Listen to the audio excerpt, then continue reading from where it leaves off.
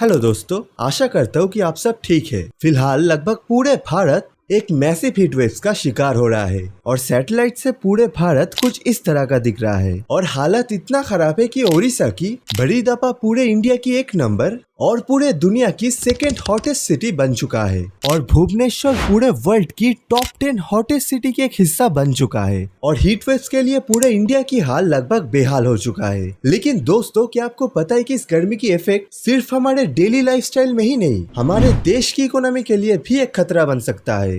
अगर आप कहें कि कैसे, तो चले इस वीडियो में उसके बारे में ही जान लेते हैं। मैसिव हीट वेव्स बहुत तरीके से इंडियन इकोनॉमी को अफेक्ट कर सकता है और उन इफेक्ट्स में से पहला ही इफेक्ट पड़ सकता है एग्रीकल्चर के ऊपर। मैसिव हीट वेव्स फसलें को डैमेज कर सकता है और एग्रीकल्चरल प्रोडक्शन कॉस्ट बहुत हद तक बढ़ा सकता है, जिसका असर फार्मर्स और मेरे और आप जैसे मिडिल क्लास लोगों के ऊपर ही पड़ेगा और इसका लॉन्ग टर्म इफेक्ट हमें इन्फ्लेशन के रूप में देखना पड़ेगा। दूसरा इफेक्ट पड़ेगा हेल्थ केयर के ऊपर।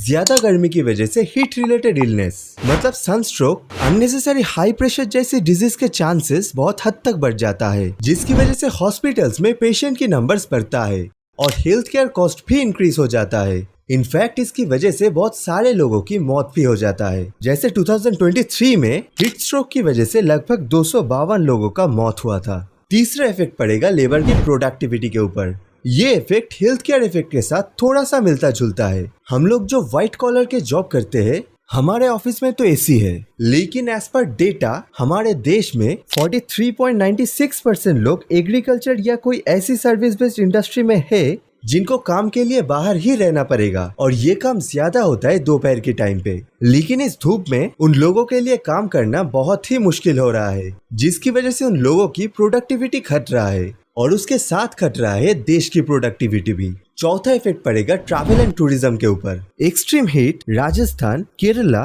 वेस्ट बंगाल की पुरुलिया, बांकुरा जैसी पूरे भारत की कई पॉपुलर टूरिस्ट डेस्टिनेशन को इफेक्ट कर सकता है। ज्यादा गर्मी की वजह से भारत की कई पॉपुलर टूरिस्ट डेस्टिनेशन खाली हो रहा है और इसकी वजह से टूरिज्म से जो रेवेन्यू आता था वो कई हद तक घट सकता है। पांचवा इफेक्ट पड़ सकता है इलेक्ट्रिसिटी के ऊपर। ज्यादा गर्मी की वजह से एसी, रेफ्रिजरेटर, कूलर जैसी हाई पावर कंज्यूम करने वाला मशीन की डिमांड बढ़ चुका है। लेकिन ऐसी मशीन यूज करने में इलेक्ट्रिसिटी की कंज्यूम बहुत ज्यादा हो जाता है और इसीलिए ही इलेक्ट्रिसिटी की कंज्यूम बहुत हद तक बढ़ चुका है।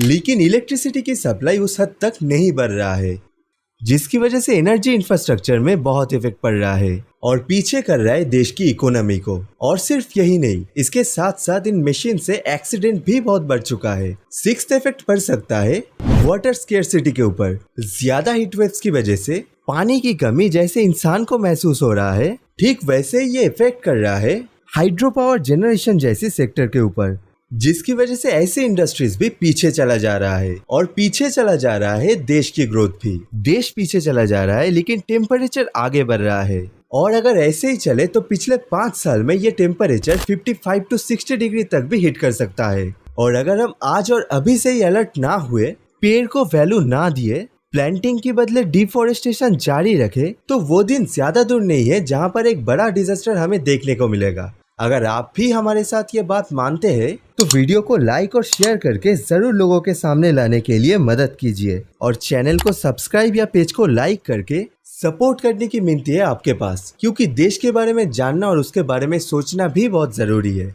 जय हिंद, वंदे मातरम।